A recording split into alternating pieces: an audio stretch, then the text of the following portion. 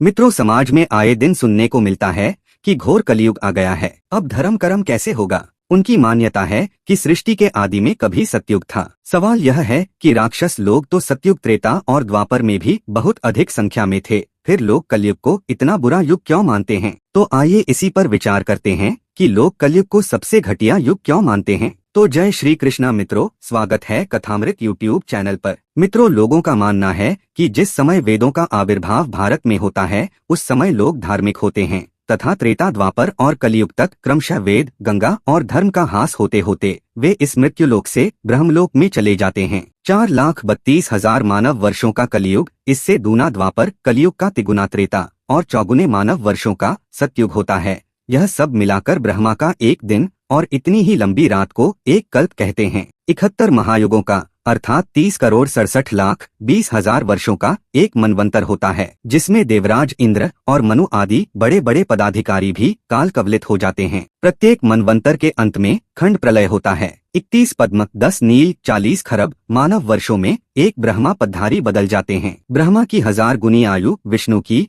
और 12 लाख विष्णु की आयु अर्थात 44,78,976 महाशंख मानव वर्ष भगवान शिव की आयु मानी जाती है। जितने समय में अनंत कोटि ब्रह्मांड भांडोदरी ब्रह्म शक्ति जगदम्बा एक बार पलक झपकाती हैं, उतने समय में भगवान शिव 1,50,00,000,000 बार अपनी पलक झपकाकर ब्रह्मांड का संपूर्ण प्रलय करके ब्रह्म में लय हो जाते हैं और इसी क्रम से पुनः सृष्टि का आविर्भाव होता है। इस प्रकार की काल गणना देवी मीमांसा, देवी भागवत, शक्ति रहस्य, मार्कंडेय पुराण, मनुस्मृति इत्यादि ग्रंथों में देखने को मिलती है, जिसका निष्कर्ष यह निकाला जाता है कि युगों के आरोह अवरोह के साथ मनुष्य की क्षमता घटती बढ़ती रहती है। वह चाहते हुए भी धर्म का आचरण नहीं कर सकता, इसीलिए प्रत्येक युग के धर्म अलग अलग निर्धारित हैं, जैसा कि गोस्वामी तुलसीदास जी के रामचरितमानस में भी दृष्टिगोचर होता है। गीता में भी भगवान युग युग में अवतार लेने की बात कहते हैं। जब कलयुग में धर्म का उत्तरोत्तर हास ही होना है, तब धर्माचरण का प्रयास क्यों किया जाए? अतः आइए इस प्रश्न पर विचार करें कि युग है क्या। हमारे पूर्व मनीषी गण इस संदर्भ में क्या कहते हैं? जहाँ तक रामचरितमानस में कलयुग की महिमा गायन का प्रसंग है, उस पर दृष्टिपात करने से ज्ञात होता है कि कभी सतयुग था और आज कलयुग आया है, ऐसी कोई बात नहीं है। काकभूषुंडी जी ने अपने पूर्व जन्मों का वृतांत प्रस्तुत करने के क्रम में मलमूल कलयुग का वर्णन जिन शब्दों में किया, ठीक उसी शब्दावली और उन्हीं लक्षणों का उल्लेख गोस्वामी जी ने उत्तर कांड में असंत लक्षण तथा बाल कांड में रावण की उत्पत्ति और निशाचरों के आतंक के अवसरों पर किया है। कलयुग में सब नर काम लोभ रत क्रोधी होते हैं, तो असंत काम क्रोध मद लोभ परायण होते हैं, दोनों एक ही बात है। कलयुग में परत्रिय लंपट कपट सयाने लोग होते हैं, तो असंत पर द्रोही पर दार रत पर धन पर अपवाद हैं। इसी प्रकार निशाचरों के आतंक के समय बाढ़े खल बहु चोर जुआरा जे लंपट पर धन पर दारा देखने को मिलता है। छिटपुट स्थल तो अनेकों हैं, किंतु वे 3-4 स्थलों पर गोस्वामी जी ने कलयुग के गुण धर्म पर प्रकाश डाला। कलयुग के अनेक लक्षण बताए। वरन धर्म नहीं आश्रमचारी, श्रुति विरोध रत सब नर नारी, द्विज श्रुति बेचक भूप प्रजासन, को नहीं मान निगम अनुशासन। इसी प्रकार नारी बिबस नर सकल गोसाई, नाछी नट मरकट की नाई, ब्रह्म ज्ञान बिन नारी नर, कहई न दूसर बात, कौड़ी लाग लोभ बस करही विप्र गुरघात इत्यादि 50 लक्षण गिनाए और अंत में निर्णय देते हैं कि ऐसे अधम मनुज खल कृत जुग त्रेता नाही, द्वापर कछुक वृंद बहु होय है कलिजुग माही। अर्थात ऐसे अधम मनुष्य सत्ययुग और त्रेता में तो होते ही नहीं, द्वापर में कुछ होते हैं और कलयुग में झुंड के झुंड होते हैं। प्रश्न खड़ा होता है कि क्या सत्ययुग में और त्रेता में अधम मनुष्य होते ही नहीं थे? ऐतिहासिक प्रमाण मिलते हैं कि सत्ययुग में हिरण्यकश्यपु नाम का एक नरेश हुआ। अपनी वेधशाला में उसने ऐसा आविष्कार कर लिया कि ना वह दिन में मरे, ना रात में मरे, ना अस्त्र शस्त्र से मरे, ना पशु पक्षी से और ना मानव या देवता से मरे। जब उसने देखा कि हमें मरना ही नहीं है, फिर भगवान की क्या आवश्यकता, अतः उसने घोषणा करा दी कि मैं ही भगवान हूँ। जो मुझसे भिन्न किसी भगवान का नाम ले उसे मृत्यु दंड दिया जाए। अपने सिद्धांत का वह इतना कट्टर था कि इकलौते पुत्र प्रहलाद को भी क्षमा नहीं कर सका। प्रहलाद को भी फांसी पर चढ़ा ही दिया। मारने के अनेक प्रयत्न किए, किंतु भगवान यदि एक मासूम बच्चे का भी स्पर्श कर दे तो संसार में कोई शक्ति नहीं जो उसे मिटा दे। प्रहलाद के माध्यम से उस युग में भक्ति की एक लहर सर्वत्र दौड़ गई। इस प्रकार उस सत्ययुग में भी ऐसी परिस्थिति आई कि धर्म की चर्चा मात्र करने पर मृत्युदंड का विधान था। और यहाँ तुलसीदास जी कहते हैं कि ऐसे अधम मनुष्य कृत जुग त्रेता नाही, सत्ययुग और त्रेता में होते ही नहीं, जबकि उसी सतयुग में ऐसे भयंकर लोग हुए कि भगवान का नाम मात्र लेने पर फांसी की सजा सुना देते थे। तो मित्रों, आज कोई फांसी तो नहीं देता, बहुत हुआ तो 10 लोग छींटाकशी करेंगे कि बड़े भक्त बने हैं, किंतु उतने ही प्रशंसक भी मिलेंगे कि दादाजी महात्माओं के यहाँ जाते हैं, तीर्थ यात्रा करते हैं, चौथेपन की यही शोभा है इत्यादि। अब आइए उस त्रेता पर दृष्टिपात करें जिसका इतिवृत्त मानस में चित्रित है। त्रेता में भी अधम नर थे। रावण कैसा था? धर्म कहीं कानों से सुन भर लेता तो बौखलाकर स्वयं चल पड़ता था। धर्म को नष्ट करने के लिए सेना भेज देता था। अधर्मियों को नष्ट करने की आज्ञा नहीं थी, केवल धर्म को ही निर्मूल करने की योजना थी। चोर डाकुओं को नष्ट नहीं करना था, बल्कि राम राम कहने वालों को नष्ट करने का आदेश था। ऋषि महात्माओं से रक्त के रूप में कर वसूल किया जाता था। उनका अपराध मात्र इतना ही था कि भगवान का चिंतन करते थे। गुप्त रूप से निशाचरों की टुकड़ियां चला करती थीं, जो धार्मिकों को मौका पाते ही मारकर चट कर जाती थीं। वनवासी राम जब चित्रकूट से आगे बढ़े तो नर कंकालों का एक पहाड़ मिला। अस्थि समूह देख रघुराया, पूछ मुनिन लागी अतिदाया। हड्डियों का विशाल संग्रह देख भगवान राम ने मुनियों से पूछा कि ये नर कंकाल किसके हैं। मुनियों ने कहा कि आप तो अंतर्यामी हैं, जानते हुए भी क्यों पूछते हैं? परंतु जब आप पूछते ही हैं तो बताना ही होगा। निश्चर निकर सकल मुनि खाए, यह उन्हीं की हड्डियों का ढेर है। लेकिन मित्रों, आज कलयुग में आप नाम तो ले ही सकते हैं, कोई इसके लिए टैक्स तो लेता नहीं। वेद पुराण कहने पर देश निकाला तो नहीं मिलता। संसार भर तो रावण के वश में था, तो देश निकाला का मतलब इस लोक से छुट्टी। वेद पुराण कहने पर आज कोई मार तो नहीं डालता।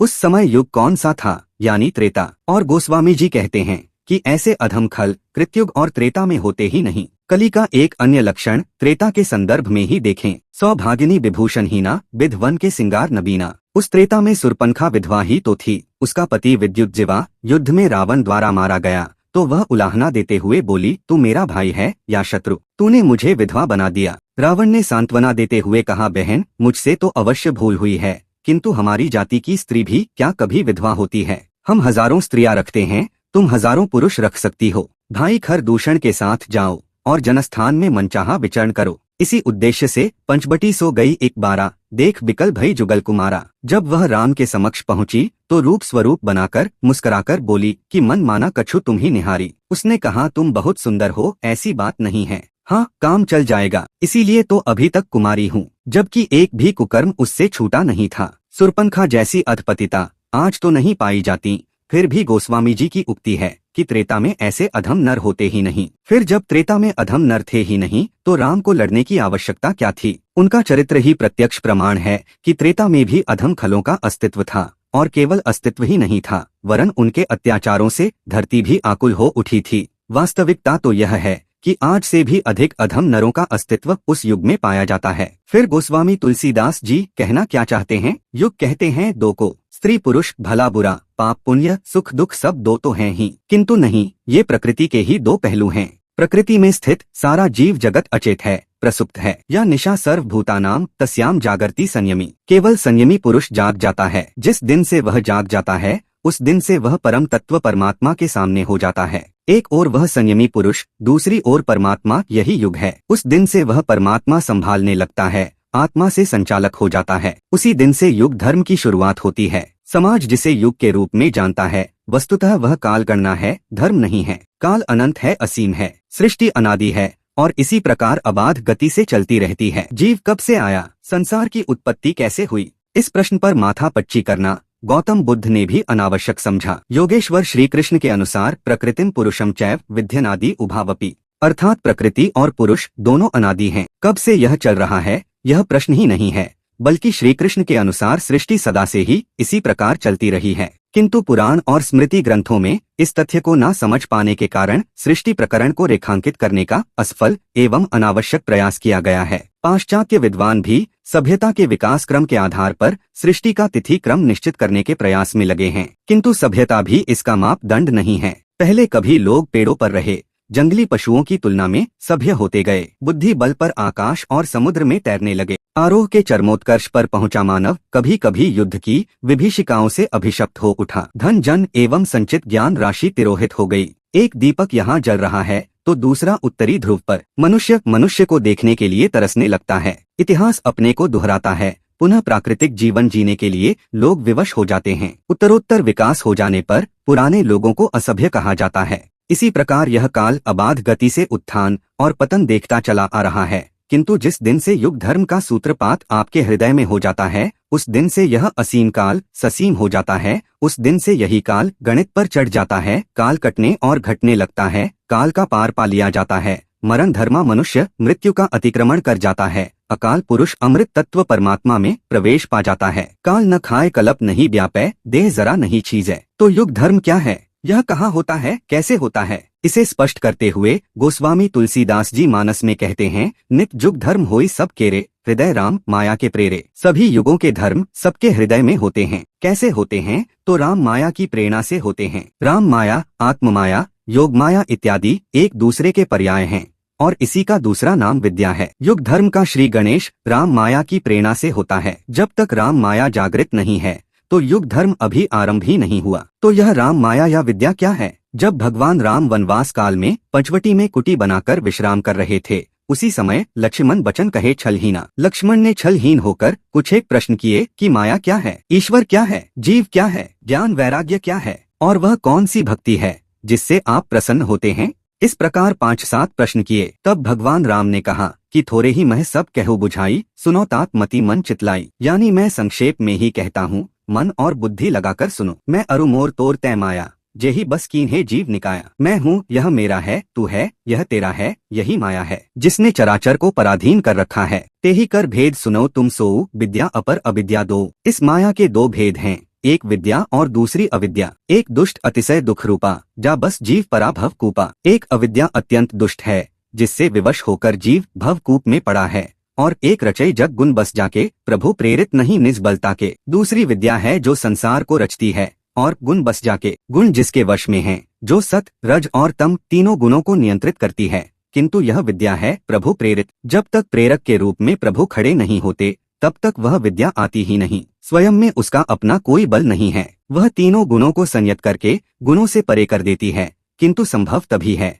जब प्रेरक के रूप में प्रभु स्वयं जागृत हो जाएं और आप उन्हीं के निर्देशन में चलने लगें। जिस दिन से इस विद्या का आविर्भाव होता है, उसी दिन से आपके अंतःकरण में युग धर्म शुरू हो जाता है। स्वामी और सेवक आमने सामने हो जाते हैं, इससे यही युग है। कभी सतयुग था और आज कलयुग है, ऐसी कोई बात नहीं है। गोस्वामी जी कहते हैं, नित्य युग धर्म हो ही। युग धर्म नित्य ही होते हैं। एक ही समय में कोई सतयुगी तो दूसरा कलयुगी हो सकता है। यह कैसे जाना जाए कि कौन सा युग कार्यरत है? इस पर कहते हैं, तामस बहुत रजोगुण थोड़ा, कली प्रभाव विरोध चहुओरा। जब तामसी गुण का बाहुल्य है, चारों ओर बैर विरोध है, तो यह कलयुग का प्रभाव है। तो ऐसी परिस्थिति में वह चिंतन का आरंभ कहाँ से करे? इस पर बताते हैं, कलिजुग केवल हरि गुण गाहा, गावत नर पावई भव थाहा। भगवान की लीला गायन करो और सेवा करो तो भव का थाह पा जाओगे। अगर साधना और सूक्ष्म हो गई, साधक का स्तर उठा, तो बहुरज स्वल्प सत्व कछु तामस, द्वापर धर्म हर्ष भय मानस। राजसी गुण का बाहुल्य हो, कुछ सात्विक गुण हो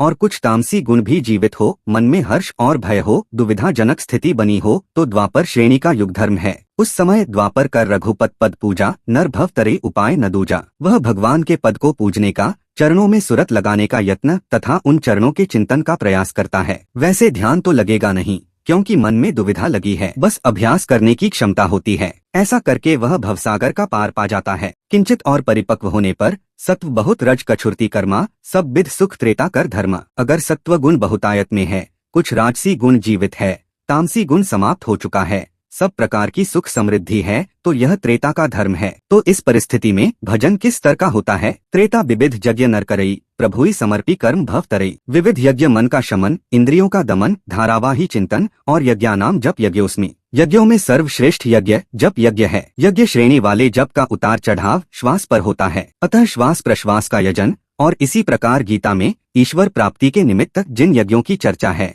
उन सब की उसमें क्षमता रहती है। सभी क्रियाएं उसमें जागृत रहती हैं। अगर दीर्घ काल के अभ्यास के चलते चलते साधना और सूक्ष्म हो गई, तो शुद्ध सत्व समता विज्ञाना, कृत प्रभाव प्रसन्न मन जाना। पहले बताया था कि राम माया या विद्या गुणों को संयत करती है। उसी विद्या प्रभु प्रेरित विद्या की देन है कि अब 2 गुण सर्वथा शांत हो गए, केवल सात्विक गुण मात्र शेष बचा रहा, तो अनुभवी उपलब्धि है। वह बुद्धि से कोई काम नहीं लेता, आकाश से, हृदयाकाश से जो शब्द मिलता है, उसके सहारे चलने की क्षमता वाला विज्ञानी है। विषमता उसमें से समाप्त हो गई, समता है, तो यह सब सतयुग का प्रभाव है। कृत प्रभाव प्रसन्न मन जाना, वह सदैव प्रसन्नचित रहता है। तो इस अवस्था को प्राप्त व्यक्ति क्या करता है, उसके चिंतन का माप तौल क्या है? कृत जुग सब जोगी विज्ञानी, कर हरि ध्यान तरई भव प्राणी। इस स्तर पर सभी योगी होते हैं, ईश्वरीय निर्देशों पर चलने वाले विज्ञानी होते हैं। सहज ही हरि के ध्यान में लव लग जाती है और वह भव का पार पा जाता है। आज आपका ध्यान नहीं लगता, उस युग की योग्यता में